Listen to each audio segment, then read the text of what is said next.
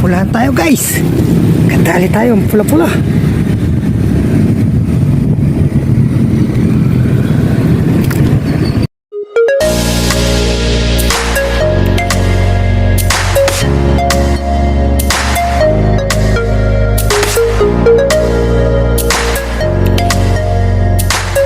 Magandang araw na naman sa atin mga katoto. Welcome back to another episode ng ating fishing adventure, no?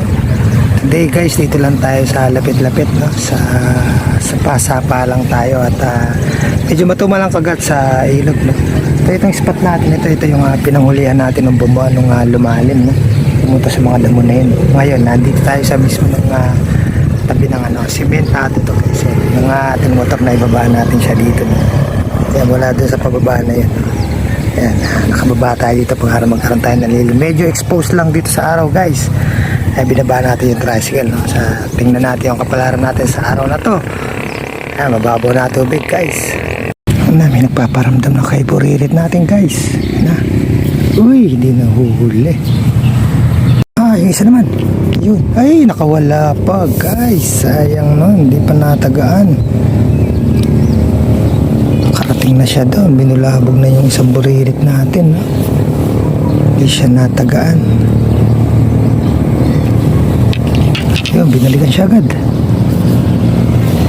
Okay, talbog ka pa. Yan na, huli ka na ngayon guys. Catfish siya. Twink twink twink twink twink twink. Catfish tayo guys. Limitan kasi ng mga anglers dito guys, no? Pagka ganitong sobrang babaw na ng tubig, ayaw na nilang pamilitan, no?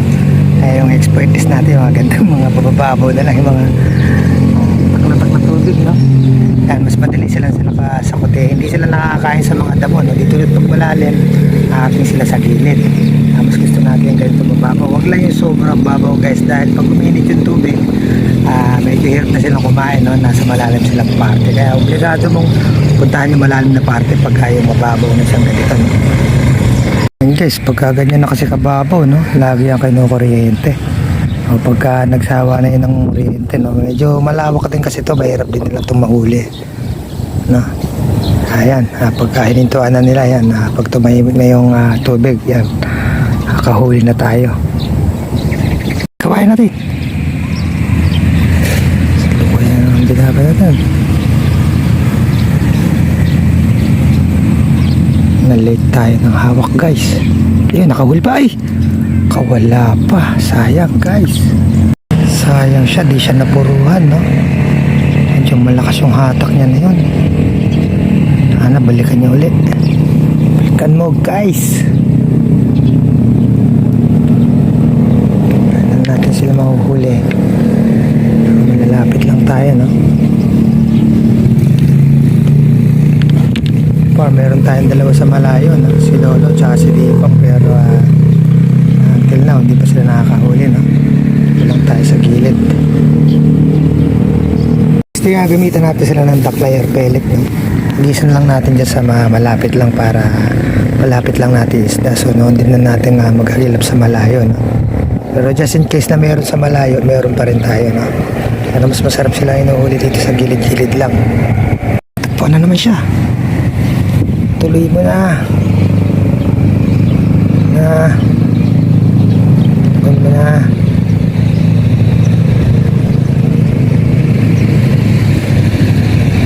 Palanap na natin siya. Para sigurado na. Huli ka na, tilapia. Ay, malaki to guys. Woohoo! Ayan na. Tilapia ang mata mo. Sakit natin siya guys. Tagal ko na. Tinip na natin ito kaya kanane, no? Shoutout sa iyo dyan, Chase TV. Pero umarap siya sa may payo naman kabayo guys, at meron daw tumawag na naghahakot ng isda sa fish pond, no? So yung mga paligid doon na daanan ng bangka, yun ang hinanting nila, no? Sana makarami sila para makalipat tayo doon just in case, no? Harvestan kasi pagka ganun na may nakawalang mga isda galing fish pond, no? Yung mga naghahakot, yung nakasakay ng bangka, tumawag daw. Is pag summer no, itong feeds na gantong malalaki no, nagagamit natin siyang pampamain no. Meron tayo nabibiling taga na iipit lang siya, nakasya lang no. Yan, so pagka mahirap na yung table lots, ito na yung alternative natin no, masa.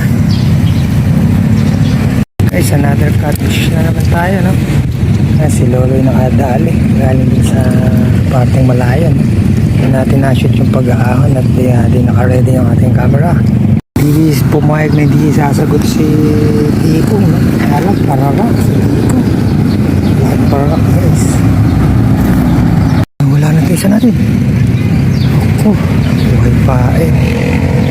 Nalubong tayo no? Catfish na naman si Lolo. Paghagis natin, nagpalit lang tayo ng pain. Sinalubong niya agad. Maraming mga catfish na yan dito sa lugar natin. Si Lolo naman nakadali ng catfish. Kaya si Lolo.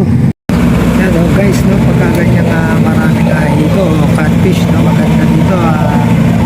Oras ng pamimingwit dito guys, ano, in between 5:30 hanggang 7. No? May mga street light naman dito sa taas ng tulay. Maliwanag dito. Kung meron lang time, mas maganda pa to yung night fishing. Mas makagat itong mga catfish na to.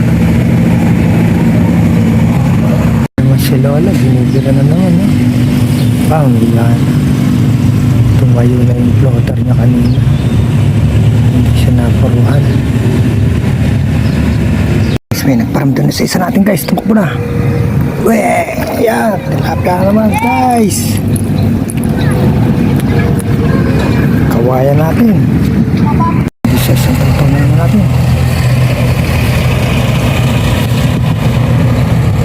Nailayo na niya. Ito pa. Alam mo kamain.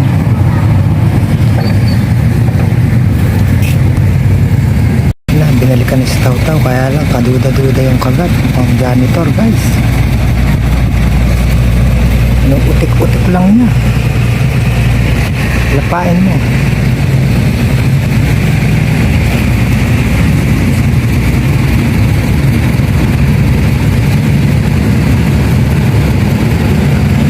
Ayun, parang ano naman yun, higo na naman yung bumula over there. Ayun no, malaki yun. Nakapadpad sana dito sa mga bingwit natin. Sandi pa mula dun sa dulo ng bingwit natin. Taw-taw! Meng! Uy! Janitor ata itong ka-ice. Ganun ang ay hindi. Mukhang ito yung napakagat nating mamaw na hito. Yun na! Ang laki. African nata ito guys. Laki. Catfish pa rin guys. Ito na yung kanina pa natin na-hunting, no? Yay! Guys, yun yung mula kanina dun, no? Kung medyo mababaw yung tubig, yung galaw niya sa ilalim. Kita mo siya, yan, napalapit na nga natin, no? Makakahagis natin ng piston, lumapit siya ng lumapit, sa kote na natin siya. Ang masakit, limited lang yung shades natin, ayan. Parating na sa atin yung init, ayan, sa braso na natin, ayan. Exposed na tayo. Latag kasi sa araw dito guys. Guys, meron naman tayo tatargeting gawitan, no? Bumula na naman siya doon. May isang malaking hito doon, no? Ligawan na naman ulit sana sa Taw-Taw. Magaling siya yung kanina, nilipat natin siya doon, no? Doon na meron na naman bumula na naman na naglaro. Wait, tres ko ba yan? Buhug. Ali. Layo na ng tinakbo.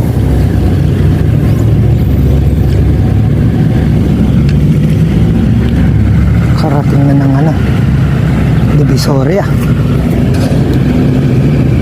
Siya napuruhan guys.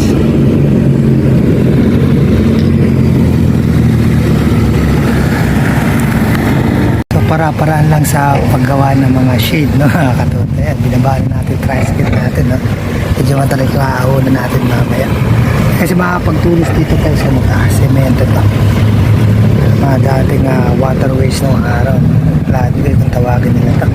Until now ganun pa rin siya, no? Kaya lang nagtayo na ng bagong tulay doon. Dati kasi itong tulay na luma na to, pagka bumaha guys, di makakaraan yung mga sasakyan, no? Marami nang tinatangay dito mga 10-wheeler dati to, malaking truck, hindi kaya sobrang lakas ng tubig.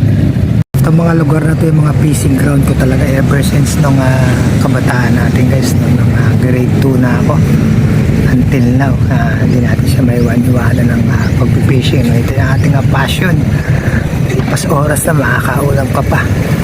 So nung araw pagka mahirap yung pambili ng ulam, ayan, fishing lang tayo sa tabi-tabi lang, perdible lang.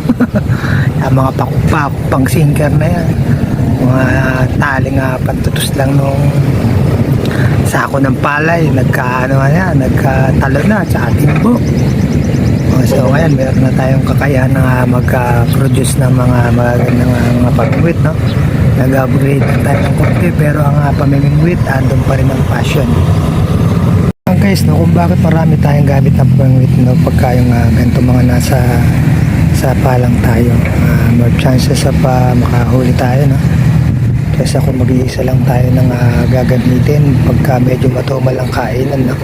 Yan, maraming nakaumang. Pero pagka naman sumabo na yung isda guys, ano na tayo, babawas na tayo. Yan, maganda yung kain ito isa.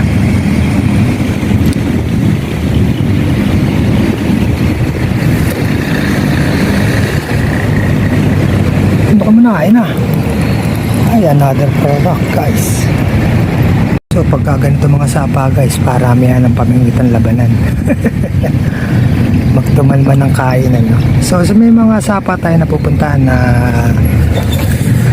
pag may mga nakakawalang fish pa, no, mga nakatugon yan sa sapa, ayan, hindi ka mahahagapit na maraming pamingwit, isa lang, sapat na, no? Pupuno mo na yung lalagyan mo. Pero pagka ganitong ordinaryong sapa lang, na kailangan mo talaga dito marami kang gamit. Guys, sapat-sapat na itong natin ito guys para sa lunch. Inabot na tayo ng lunch break guys. Break muna tayo at pakirap muna, no? Babalikan natin itong spot na ito. Baka mag-night fishing tayo dito together with Kananay at saka sila Utol, no? Kakintong marami ng mga hito. That's it muna po tayo for today at maraming salamat po sa patuloy niyong pag-support at pagsubaybay at batiin na rin po natin ating masugid na taga-subaybay, Tita Cynthia Yabut at syempre si Kuya Tony Castro at kita-kita po tayo muli sa susunod po nating fishing adventure. Hanggang sa muli po, paalam!